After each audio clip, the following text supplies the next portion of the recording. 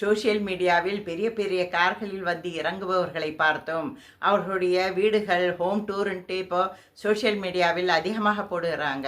அதை பார்த்து அந்த வீட்டுகளில் உள்ள பொருள்களை பார்த்து இவங்கெல்லாம் ரொம்ப பணக்காரங்களாக இருக்கிறாங்க, நம்மக்கிட்ட அந்த அளவு வசதி இல்லையே என்று ஏங்குபவர்களும் சிலர் சுற்றுப்பயணம் போவது கூட சோஷியல் மீடியாவில் காண்பிக்கிறாங்க. அதை பார்த்து நாம் இந்த வீட்டை விட்டு வெளியே போவதற்கு கூட நமக்கு வந்து வசதி இல்லையே என்று ஏங்குபவர்களாகட்டும்.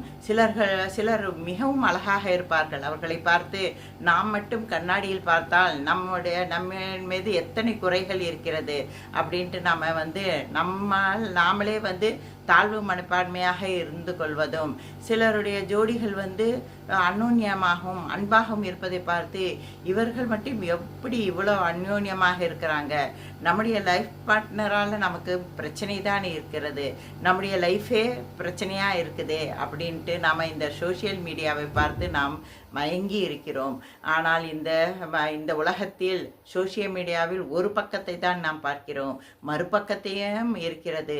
எத்தனையோ பேர் ஒருவேளை சாப்பாட்டிற்கு கூட வழி இல்லாமல் பசியும் பட்டினியுடன் இருப்பவர்களையும் நாம் பார்த்து கொண்டு தான் இருக்கிறோம்.